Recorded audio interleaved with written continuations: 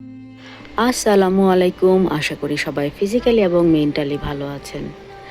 আজকে আমি আবার আরেকটি গল্প নিয়ে চলে আসলাম এবং আমার আজকের গল্পটাও সত্য ঘটনা থেকে নেয়া। আমার মূলত এই গল্পগুলা বলার উদ্দেশ্য হলো সচেতনতা বৃদ্ধি করা মানসিক স্বাস্থ্য নিয়ে এবং সচেতনতা বৃদ্ধি করা আমরা কিভাবে তাদেরকে সাপোর্ট দিতে পারি। আজকে আমি গল্পটা আপনাদেরকে রান্না করতে করতে শোনাবো এবং আমি যখন গল্প বলি সেই গল্পটা অবশ্যই সত্য ঘটনা থেকে নেয়া, কিন্তু আমি কখনোই আমার যে রিয়েল পেশেন্ট তার কোনো রকম পার্সোনাল ইনফরমেশন কিন্তু ডিসক্লোজ করি না। আমি জাস্ট গল্পটা কী এবং এই গল্প থেকে আমরা কি শিক্ষা নিতে পারি এবং কিভাবে আমরা সচেতন হতে পারি এবং কিভাবে আমরা সেম ক্যাটাগরি একটা মানসিক রোগীকে হেল্প করতে পারি সেটা নিয়ে মূলত আলোচনা করাই আমার মেন উদ্দেশ্য আসলে। তো সেদিন আমরা একটা পেশেন্টের রেফারাল পাই এবং পেশেন্টের রেফারাল পাই আমরা আমাদের একটা ইমার্জেন্সি লাইন আছে, যে লাইনে যে কোনো মানুষ যদি সে মনে করে সে মানসিকভাবে বিপর্যস্ত কিংবা তার মানসিক স্বাস্থ্যের জন্য সাহায্য লাগবে, তাহলে সে সেই স্পেশাল লাইনে ফোন দেয় এবং তখন আমরা যেহেতু ক্রাইসিস টিম এবং আমরা যেহেতু পেশেন্টকে 24 ঘন্টার মধ্যে অ্যাসেস করি, সো ওরা পেশেন্টটাকে আমাদের কাছে রেফার করে। আমাদের আজকের পেশেন্টের বয়স 20 থেকে 25 বছর এবং সে একজন নারী। পেশেন্টটাকে আমাদের কাছে রেফারালের উদ্দেশ্য ছিল যে খুবই ওর খুব হ্যালোসিনেশন হচ্ছে, বিশেষ করে খুব কানে শুনতে পাচ্ছে যে ওর নেইবাররা ওকে নিয়ে খুব বাজে মন্তব্য করছে এবং ওকে বলছে যে ও ফেইলার, ও জীবনে কিচ্ছু করতে পারেনি।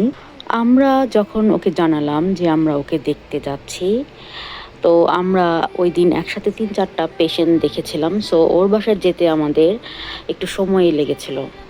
কিন্তু ইন দ্য মিন টাইম ও আমাদের অফিসকে অলরেডি 3বার ফোন করে ফেলেছে যে আমরা কখন আসলে ওকে দেখতে যাব।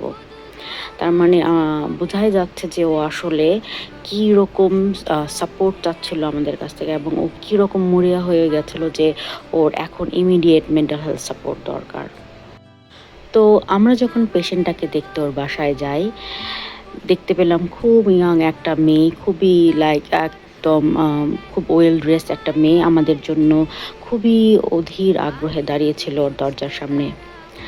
আমরা যখন ওর বাসায় গেলাম তখন দেখলাম বিশাল এক বাড়ি এবং 2 রুমের একটা বেডরুম এবং ড্রয়িং ডাইনিং মিলায় দেখা গেছে লন্ডনের বাড়িগুলো অনেক বড় হয় না, কিন্তু ওর বাসাটা সেই তুলনায় অনেক বড় এবং ও যেই সোসাইটিতে থাকে সেটাও খুব পশ একটা সোসাইটি। সো আমরা যখন ওর বাসায় গেলাম ও তখন আমাদেরকে ওর বসার রুমে বসতে দিল এবং ও আমাদের সাথে বসলো। তো আমরা ওকে জিজ্ঞেস করলাম যে আসলে কি হচ্ছে এখন এবং ওর সিমটমগুলো কি। তখন ও আমাদেরকে খুব ভাঙা ভাঙা গলায় বলছিল এবং ও যখন কথা বলছিল ওর গলা কাঁপছিল এবং মনে হচ্ছিল খুব নার্ভাস একটা বাচ্চা মেয়ে আমাদের সামনে বসে আছে। তখন ও বলল যে ও অনেক দিন যাবৎ, প্রায় 3 সপ্তাহ যাবৎ কানে শুনতে পাচ্ছে যে ওর নেইবাররা ওকে নিয়ে খুব বাজে কথা বলছে এবং ও যখন সে কথাগুলো রেকর্ড করে ওর বড় বোনকে পাঠালো, তখন ওর বড় বোন বলল যে ও কিছুই শুনতে পাচ্ছে না এবং ওর বড় বোনই ফার্স্ট বুঝতে পারে যে এটা আসলে ওর একটা হ্যালোসিনেশন, ওর অডিটরি হ্যালোসিনেশন হচ্ছে এবং ও কানে শুনতে পাচ্ছে যে ওর নেইবাররা ওকে নিয়ে বাজে কথা বলছে।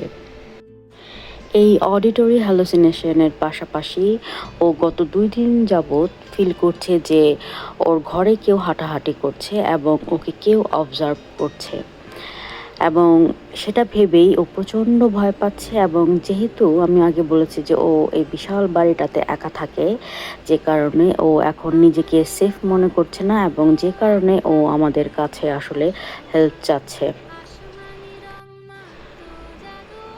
আমরা তখন ওর ফ্যামিলির আদার্স মেম্বাররা কোথায় সেটা জানতে চাইলাম, এবং তখন ও বলল যে ওরা 2 বোন এবং ওর বড় বোন ওর চাইতে 6 বছরের বড়, যে কিনা অন্য একটা শহরে থাকে লন্ডনের বাইরে জবের কারণে।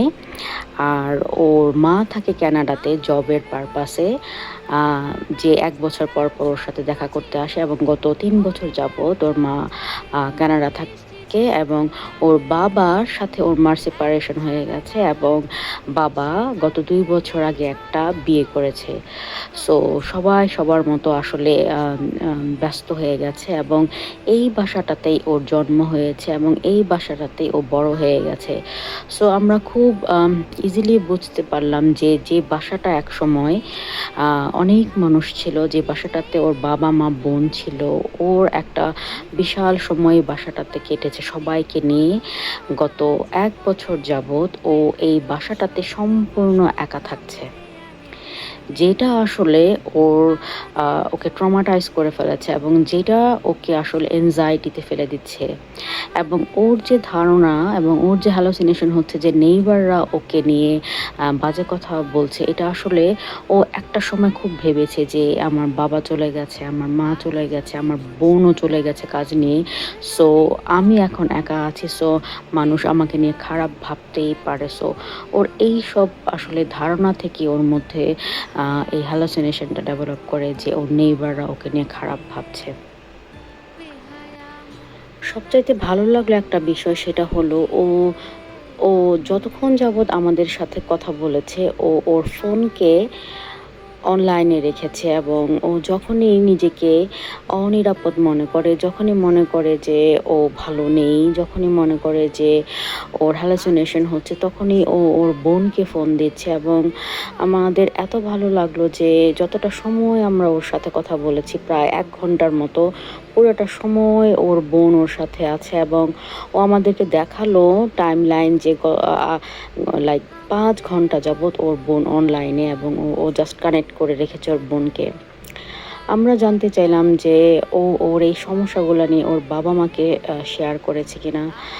ও তখন খুবই মনটা খারাপ করে বলল যে না, ও আসলে ওদের সাথে ওরকম কানেক্টেড না, এবং ওদেরকে এই বিষয়টা জানায়নি। আমার বাচ্চাটা মেয়েটাকে দেখে এত বেশি খারাপ লাগছিল, আমার মনে হচ্ছিল ওকে একটু জড়ায় ধরি, কারণ এই সময় ওর সব চাইতে বেশি দরকার ছিল ওর কাছের মানুষজন। কারণ এই এত বড় বাসায় একটা বাচ্চা মেয়ে একা থাকে, এটা একেবারে স্বাভাবিক যে ওর আসলে এই কোপ করতে সমস্যা হচ্ছে, এবং বিভিন্ন স্ট্রেসের কারণে, বিভিন্ন ট্রমার কারণে ওর আসলে এই হ্যালোসিনেশনগুলো হচ্ছে। তো আমরা ফিরে গেলাম, ফিরে গিয়ে ওকে আমাদের সাইকিয়াট্রিস্ট রিভিউ করলো, এবং সাইকিয়াট্রিস্ট ওকে অ্যান্টিসাইকোটিক মেডিকেশন দিল, এবং সে প্রথমে রিফিউজ করেছে ওষুধ খাওয়ার জন্য, বাট আমরা অনেক কাউন্সিলিং করেছি, আমরা তাকে রিঅ্যাসুরেন্স দিয়েছি, এবং আমরা যে অ্যান্টিসাইকোটিক মেডিকেশন দিয়েছি সেটা নিয়েও ওকে এডুকেট করেছি যে এটা খেলে ওর কি হতে পারে এবং কি সাইড এফেক্ট হতে পারে, সব কিছু ওকে জানিয়েছি। ওকে আমরা লিফলেটও দিয়েছি, এবং প্রায় 1 দিন পরও রাজি হয়েছে অ্যান্টিসাইকোটিক মেডিকেশন নেওয়ার জন্য। সো এখনও অ্যান্টিসাইকোটিক মেডিকেশন খাচ্ছে, এবং আমরা ওকে কাউন্সেলিং করছি, এবং ওকে ট্রাই করছি অ্যাটলিস্ট অনলাইনে যাতে কোনো এডুকেশনের সাথে ও যুক্ত হয়, তাহলে ওর একাকিত্ব যে সময়টা সেটা হয়তো কাটবে। আমরা এর পাশাপাশি ও বলেছে যে ওর বড় বোনই ওর সব কিছু, সো ওর সাথেও যোগাযোগ করেছি, এবং ওকে আমরা অ্যাডভাইস করেছি যদি পসিবল হয় তাহলে ও যেন ওর বোনকে ওর কাছে নিয়ে রাখে, আদারওয়াইজ ও যেন শিফট হয়ে ওর জবটা শিফট করে যেন ওর কাছে চলে আসে, কারণ এই অবস্থায় ওকে একা রাখাটা খুবই রিস্ক। এবং ও আমাদেরকে এক পর্যায়ে বলেছে যে ওর যখন হ্যালোসিনেশনটা হয় ওর তখন মনে হয় সুইসাইড করতে। সো ও খুবই খুবই ডেঞ্জারাস অবস্থায় আছে, এবং এই মুহূর্তে ওর আসলে ফ্যামিলি সাপোর্টটা খুব দরকার। আমার আজকের এই গল্পটা বলার উদ্দেশ্য হলো যে ফ্যামিলি সাপোর্ট আসলে অনেক বড় একটা জীবন। মানসিক রোগীদের ঔষধ, কাউন্সিলিং এবং থেরাপির পাশাপাশি ফ্যামিলি সাপোর্টটা one of the important part. So আমরা জানি বাংলাদেশে হয়তো আমাদের একা থাকতে হয় না, আমরা ব্লেসড, আমাদের পরিবার আমাদের সাথে থাকে সব সময়। কিন্তু অনেক সময় পরিবারের সাথে থেকেও মানুষ খুব একা থাকে, এবং একটা মানুষ যখন মানসিকভাবে অসুস্থ হয়ে যায় তখন আমরা তাকে পাগল বলেই ছেড়ে দিই, তাকে আসলে আমরা ওইভাবে সাপোর্ট করতে চাই না। এবং আমাদের মধ্যে একটা কুসংস্কার আছে যে মানসিক রোগীরা আসলে কখনোই সুস্থ হয় না। এটা আসলে ভুল। অন্যান্য ফিজিক্যাল রোগীদের মতো মানসিক রোগীরাও একটা সময় গিয়ে স্ট্যাবল হয়, এবং তারা তাদের যে ডেইলি অ্যাক্টিভিটিসগুলো সেটাও খুব ভালোভাবে পারফর্ম করতে হয়। সো শুধু ঔষধ না, মানসিক রোগীদের মানসিক স্বাস্থ্যের জন্য তার পারিবারিক সাপোর্টটাও খুব প্রয়োজন। আমার এই ভিডিওগুলো করার উদ্দেশ্য হলো সচেতনতা বৃদ্ধি করা। সো আমার এই গল্পগুলোর মাধ্যমে যদি বিন্দু মাত্র একটা মানুষের উপকার হয় তাহলে সেটাই হবে আমার দিন শেষে সার্থকতা। সো এরকম আরও গল্প শুনতে প্লিজ সাবস্ক্রাইব মাই চ্যানেল। আজকে এই পর্যন্তই। সবাই ভালো থাকবেন। আল্লাহ হাফেজ।